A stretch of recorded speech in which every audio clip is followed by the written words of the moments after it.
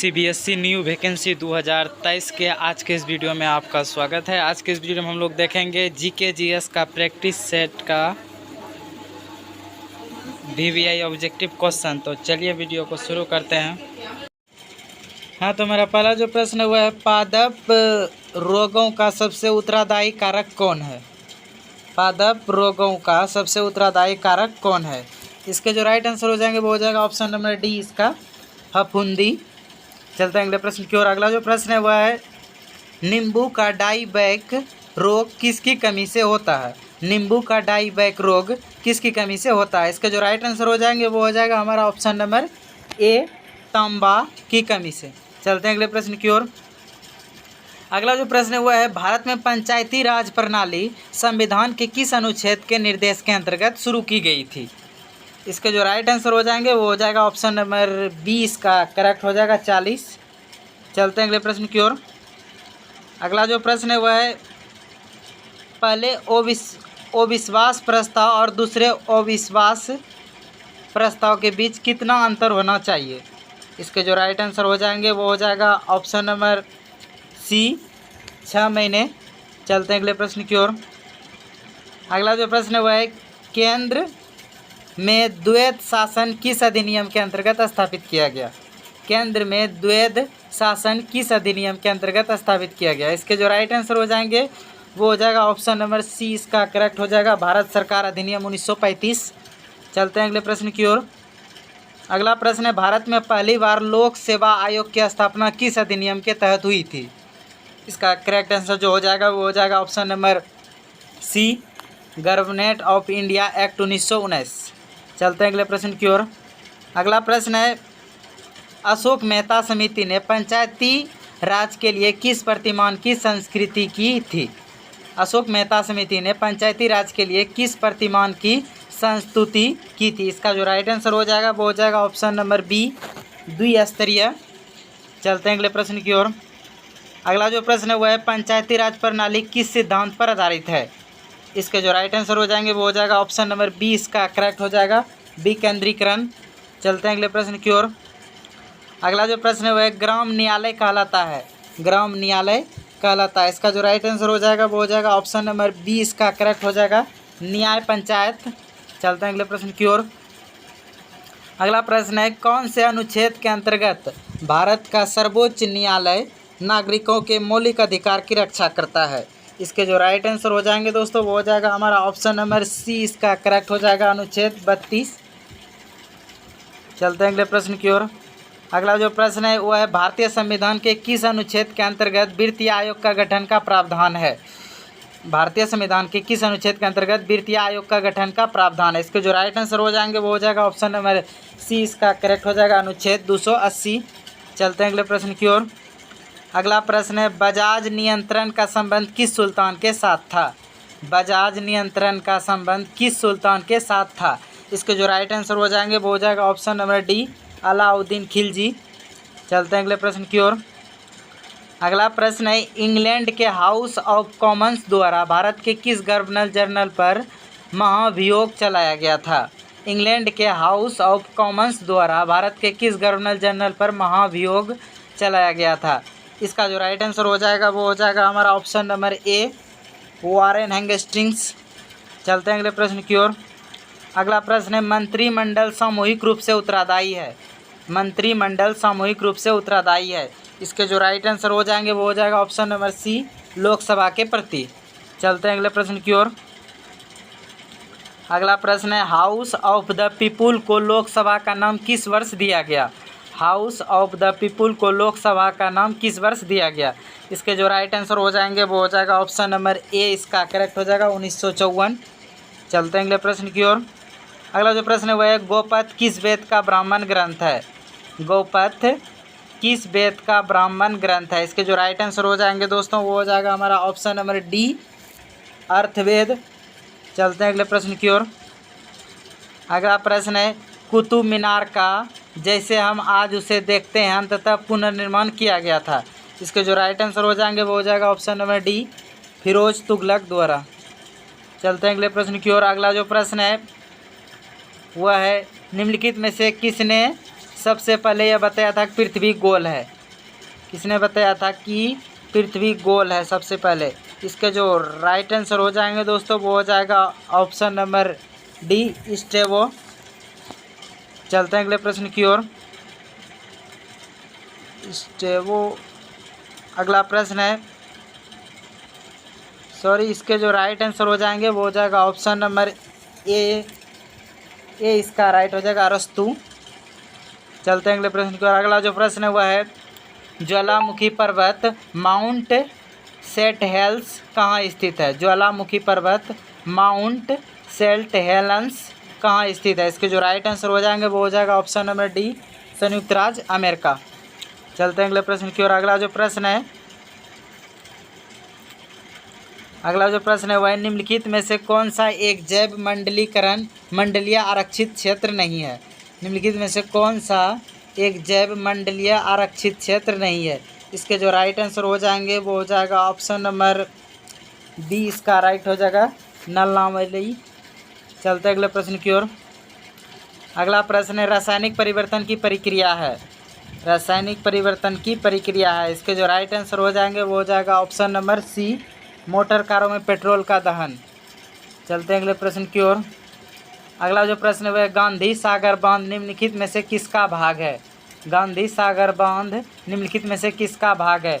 इसके जो right answer हो जाएंगे वो हो जाएगा ऑप्शन नंबर ए, चंबल परियोजना। चलते हैं अगले प्रश्न की ओर। अगला जो प्रश्न है वह है, विश्व भारती के संस्थापक कौन थे? विश्व भारती के संस्थापक कौन थे? इसके जो राइट आंसर हो जाएंगे दोस्तों वो हो जाएगा ऑप्शन नंबर इसका डी, करेक्ट हो जाएगा रविंद्रनाथ टैगोर। चलते हैं अगले प्रश्न की ओर। अगला जो प्रश्न है वह है, माओरी जनजाति का निवास क्षेत्र पाया जाता है? माओरी जनजाति का निवास क्षेत्र पाया जाता है। इसके जो राइट आंसर हो जाएंगे वो हो जाएगा ऑप्शन नंबर सी, न्यूजीलैंड में। चलते हैं अगले प्रश्न की ओर। अगला जो प्रश्न है वह है, धान का प्रसिद्ध रोग खेरा रोग किसके कारण होता है? धान का प्रसिद्ध रोग खेरा रोग किसके कारण होता है? इसके जो राइट आंसर हो जाएंगे वो हो जाएगा ऑप्शन नंबर डी, जस्ता के कारण। अगला प्रश्न देखते हैं। अगला प्रश्न है, चाय में लाल रस्ट रोग किसके कारण होता है? चाय में लाल रस्ट रोग किसके कारण होता है? इसका राइट आंसर जो हो जाएगा वो हो जाएगा ऑप्शन नंबर डी, हरे शैवाल। चलते हैं अगले प्रश्न की ओर। अगला प्रश्न है, भारतीय संसद में लोक लेखा समिति का अध्यक्ष होता है? भारतीय संसद में लोक लेखा समिति का अध्यक्ष होता है। इसका जो राइट आंसर होगा वो हो जाएगा ऑप्शन नंबर ए, विपक्षी दल का नेता।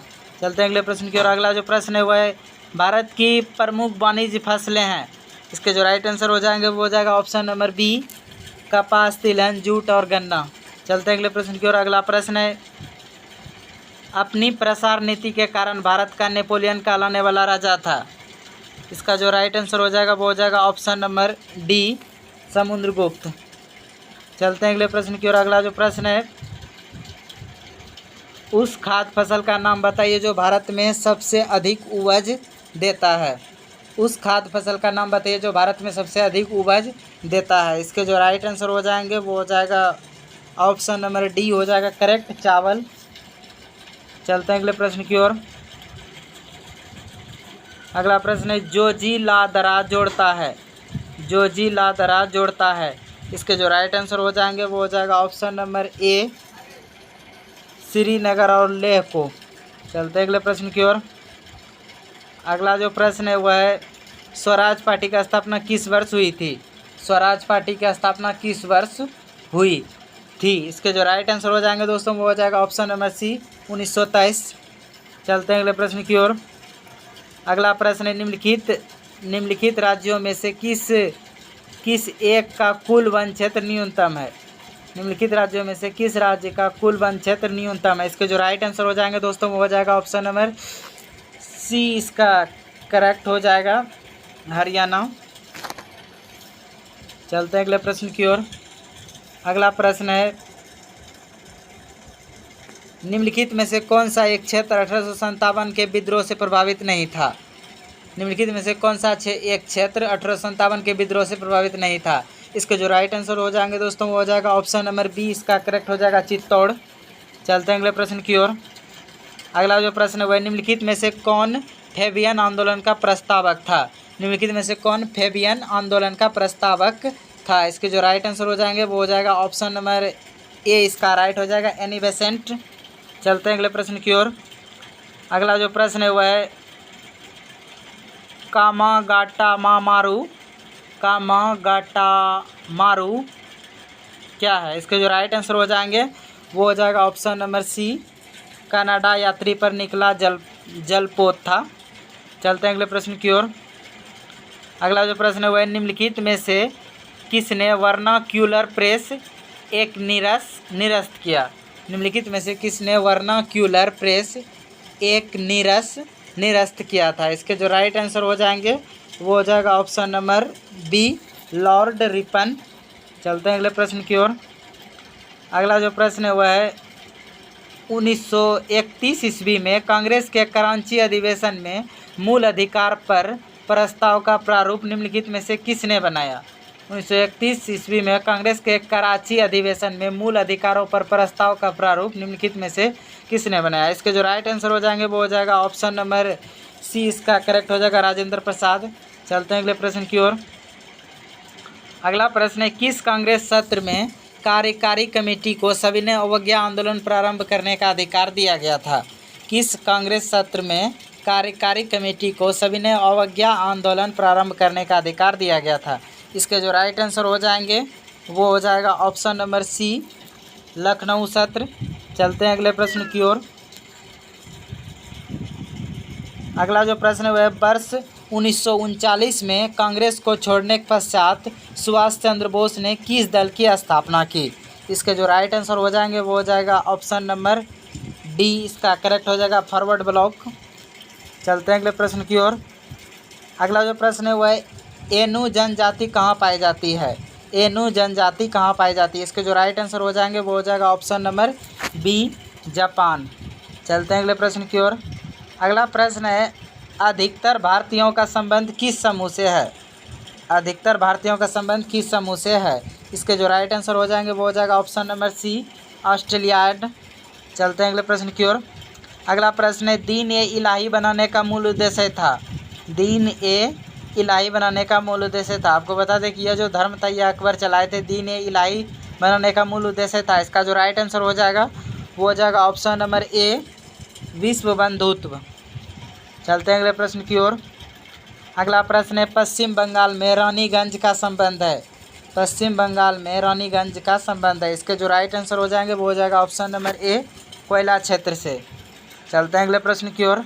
अगला जो प्रश्न है वह निम्नलिखित में से कौन सा उपनाम गांधी जी का नहीं है। निम्नलिखित में से कौन सा नाम गांधी जी का उपनाम नहीं है। इसका जो राइट आंसर हो जाएगा वो हो जाएगा ऑप्शन नंबर ए, सरदार नहीं है। महात्मा गांधी, राष्ट्रपिता, बापू, ये सब ही हैं। चलते हैं अगले प्रश्न की ओर।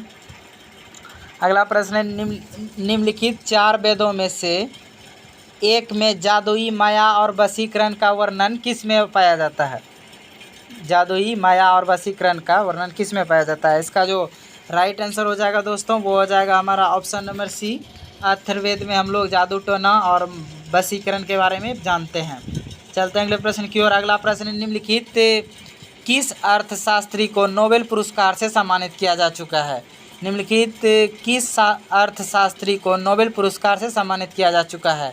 इसका जो राइट आंसर हो जाएगा दोस्तों वो हो जाएगा ऑप्शन नंबर बी, इसका करेक्ट हो जाएगा प्रो अमर्त्य सेन। चलते हैं अगले प्रश्न की ओर। अगला प्रश्न है हड़प्पा किस नदी के किनारे पर स्थित है।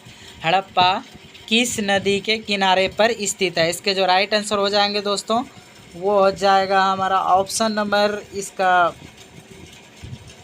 बी, इसका रावी नदी हो जाएगा। चलते हैं अगले प्रश्न की ओर।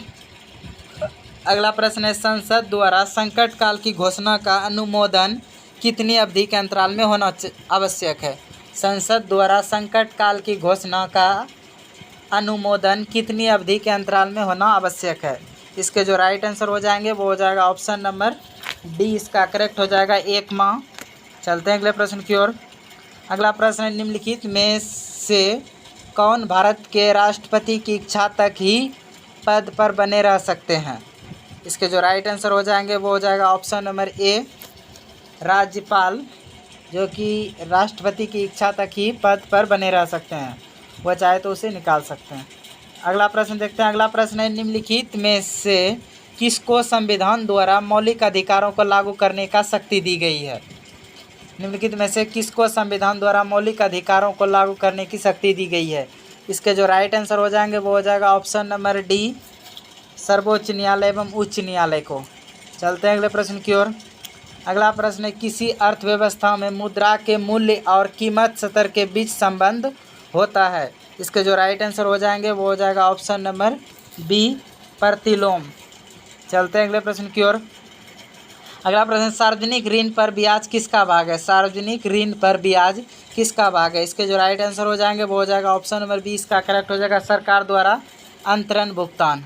चलते हैं अगले प्रश्न की ओर। अगला प्रश्न है, मुद्रास्फीति किससे मापी जाती है? मुद्रास्फीति किससे मापी जाती है? इसके जो राइट आंसर हो जाएंगे वो हो जाएगा ऑप्शन नंबर बी, मुद्रा आपूर्ति की अधिकता से। चलते हैं अगले प्रश्न की ओर। अगला जो प्रश्न है वह मुद्रास्फीति किसके द्वारा परिकलित होती है? मुद्रास्फीति किसके द्वारा परिकलित होती है? इसके जो राइट आंसर हो जाएंगे वो हो जाएगा ऑप्शन नंबर सी, थोक मूल्य सूचकांक द्वारा।